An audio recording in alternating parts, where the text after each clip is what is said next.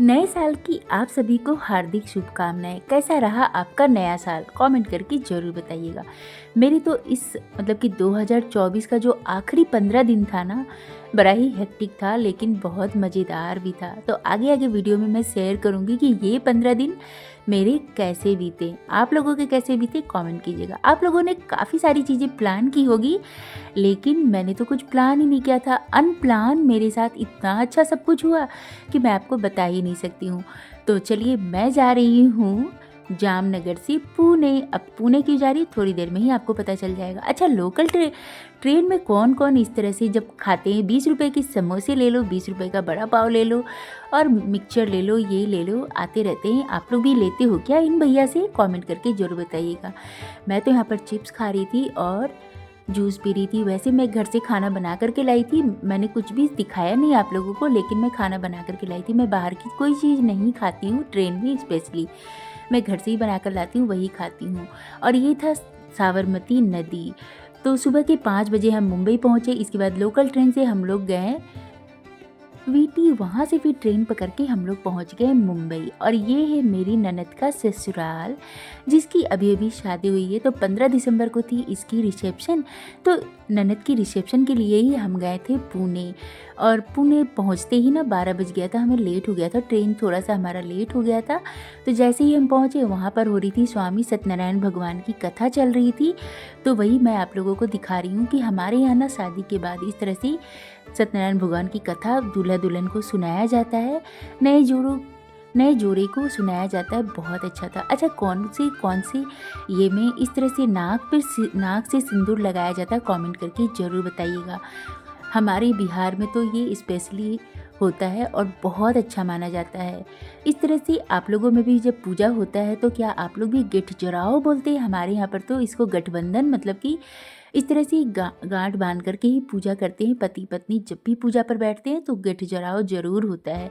आप लोगों में भी होता है क्या? कमेंट करके जरूर बताइएगा।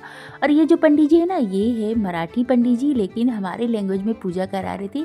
पूजा बहुत अच्छे से संपन्न हो गया। इसके बाद हवन हुआ, सबने प्रसाद खाया, खाना खाया। और खाना वगैरह खाने के बाद हम लोग हो गए तैयार रिसेप्शन के लिए। तो यहाँ पर अब हम लोग आ गए हैं होटल में, जहाँ पर ये रिसेप्शन थी। रिसेप्शन होने के बाद दूसरे दिन हमने रेस्ट किया। इसके बाद हम लोग गए शिरडी साईं बाबा। तो यहाँ पर साईं बाबा जाने के लिए, मतलब कि शिरडी जाने के लिए सब कुछ तैयारी हो गया, पूरा पिकनिक टाइप। अंकल आंटी ने प्रोग्राम बनाया था, सब कुछ तैयार कर लिया था, सारे फ्रूट रख लिए, मिक्सचर रख लिए, बिस्किट रख लिए। और यहाँ पर देखिए सब कुछ पैकिंग हो गई थी। सुबह 6 बजे हम लोग निकल गए थे पुणे से शिरडी जाने में पूरे 6 घंटे लगते हैं और वापस आने में भी 6 घंटे लगते हैं। तो 12 घंटे की तो जर्नी थी, 3-4 घंटे हमने घूमने में लगा दिए। तो सुबह 6 बजे निकल गए थे, बड़ा मज़ा आ रहा था सभी के साथ। और बहुत अच्छा लगता है जब आप इस तरह से सभी के साथ किसी ट्रिप पर जाते हो ना, तो वो ट्रिप स्पेशल हो जाता है, बहुत मज़ा आता है। 1-1.5 घंटे बाद ही एक गणेश जी की मूर्ति, मतलब कि मंदिर था, तो वहाँ पर आंटी ने बोला ये बहुत अच्छा है, चलो यहाँ पर दर्शन करेंगे। तो सबसे पहले हम लोगों ने यहाँ पर गणेश जी के दर्शन किए। आजकल किसी भी मंदिर में फ़ोन ले जाना अलाउड नहीं है, तो मैं आपको दिखा ही नहीं सकती हूँ आगे का सीन। और ये हम पहुँच गए शिरडी और यहाँ पर सब कुछ जमा हो गया था, तो मैं आपको कुछ भी नहीं शूट करके दिखा सकती हूँ। साईं बाबा शिरडी के दर्शन करते करते 3 बज गए थे और सभी को लगी थी बहुत तेज भूख। तो हम लोग पहुंच गए प्रसादालय। ये है प्रसादालय, मतलब कि मैं शिरडी 2 बार गई हूँ, लेकिन कभी भी मैंने प्रसाद यहाँ पर नहीं खाया था। तो इस बार तो मैं अंकल आंटी को बोल रही थी कि मुझे प्रसाद खाने हैं, आप लोग मुझे लेके चलना।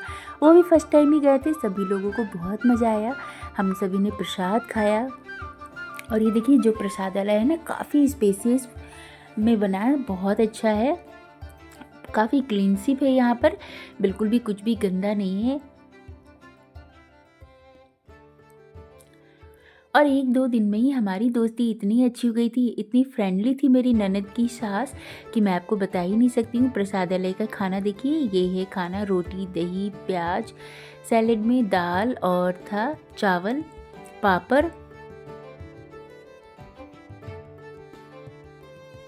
हम सभी ने यहाँ पर खाना खाया, प्रसाद ग्रहण किया। किसी भी जगह का जब आप प्रसाद खाते हो ना, तो पता नहीं उसमें कौन सी शक्ति होती है जो कि प्रसाद खाने में इतना अच्छा लगता है। मतलब पेट भर जाता है लेकिन मन नहीं भरता है, ऐसा लगता है बस खाते रहें। इतना स्वादिष्ट लगता है खाना कि आपको मतलब कि आपको रेस्टोरेंट का खाना भी ना फीका लगेगा, इतना अच्छा लग रहा था खाना। सभी को बहुत तेज़ भूख लगी थी, सभी ने अच्छे से खाना खा लिया प्रसादालय में। तो यहाँ पर प्रसादालय में ना मतलब कि फ्री वाला भी रहता है। हमने यहाँ पर कूपन लिया था क्योंकि जो फ्री वाला था ना उसमें काफ़ी ज़्यादा रश था, तो हमने कूपन लेकर के खाना खाया क्योंकि बहुत तेज़ सभी को भूख लगी थी और किसी में इतनी एनर्जी बची नहीं थी कि कोई भी खड़े होकर के अब लाइन में लग कर के खाना खाता। तो हम सभी ने कूपन लेकर के ही खाना खाया और प्रसाद खाने के बाद हम लोग नीचे आ गए। और अभी हम यहाँ पर थोड़ा सा टाइम स्पेंड करेंगे क्योंकि जब आप इस तरह की जगह पर जाते हो ना, तो यहाँ से जाना जितना डिफ़िकल्ट होता है ना, वहाँ से निकलना भी उतना ही डिफ़िकल्ट होता है।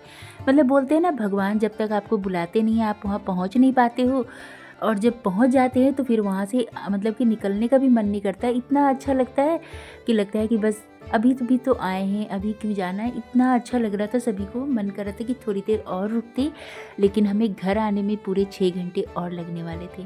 तो सीढ़ी के बाद हम लोग गए थे शनि महाराज के टेम्पल, वहाँ पर भी दर्शन किए शनि महाराज की, और उसके बाद हम लोग वापस आ गए शिरडी से। फिर पुणे रात के 12-1 बज गया था हमें घर आने में। 12 बजे हम लोग घर पहुँचे, फिर खाना वगैरह खाए और फिर हम लोग दूसरे दिन अपने जामनगर के लिए निकल पड़े। तो पुणे से जब भी आप वापस आइएगा ना, इस तरह से काफ़ी सारे पहाड़ों के बीच से आपको आना पड़ता है। बहुत अच्छा ये मतलब कि रूट है, देख कर के बहुत मज़ा आ रहा था, बहुत अच्छा लग रहा था। इस तरह से ट्रैवलिंग करते हैं ना तो ये सब चीज़ें दिखता है तो बहुत अच्छा लगता है। वहाँ से आने के बाद 2 दिन बाद ही मेरे बेटे का था बर्थडे, बेटी का और हस्बैंड दोनों का ही बर्थडे था। तो हम लोग गए थे द्वारिकाधीश। जिस दिन बर्थडे था ना, 23 दिसंबर को मेरे हस्बैंड और बेटे दोनों का बर्थडे था, तो उस दिन हम लोग गए थे द्वारिकाधीश। और इतनी रश थी, पहली बार मैं आपको बता रही हूँ, पहली बार हमने इतनी भीड़ देखी द्वारिकाधीश की। मतलब कि आप ना पूरा मंदिर तो घूम ही नहीं सकते थे, बस द्वारिका जी के दर्शन किए और हमें मंदिर से निकलना पड़ा क्योंकि सब कुछ बंद था। वहाँ दर्शन करने के बाद हम लोग गए नागेश्वर टेम्पल। सुबह 6 बजे ही हम लोग निकल गए थे द्वारिकाधीश जाने के लिए, और फिर 10 बजे तक हम लोग वहाँ पहुँचे। फिर 12-1 बज गया था हमें द्वारिकाधीश के दर्शन करने के बाद हम लोग गए नागेश्वर टेम्पल। यहाँ पर हमने पूजा वगैरह किया। इसके बाद फिर हम गए रुक्मणी टेम्पल, क्योंकि द्वारिकाधीश अगर आप गए हो ना और रुक्मणी टेम्पल नहीं गए तो फिर बोलते हैं कि दर्शन अधूरा माना जाता है। और ये है, और वो था सुदर्शन ब्रिज। वहाँ से भेड़ द्वारिका जाने के लिए बस 15 मिनट ही लगते हैं। तो हम लोग वहाँ पहुँच गए, भेड़ द्वारिका में दर्शन किए। इसके बाद हम लोग आ गए सोने की द्वारिकाधीश पावन धाम इसका नाम है। यहाँ पर पूरा म्यूजियम टाइप बना हुआ है। यहाँ पर द्वारिकाधीश की सारी चीज़ें मतलब कि बनी हुई है।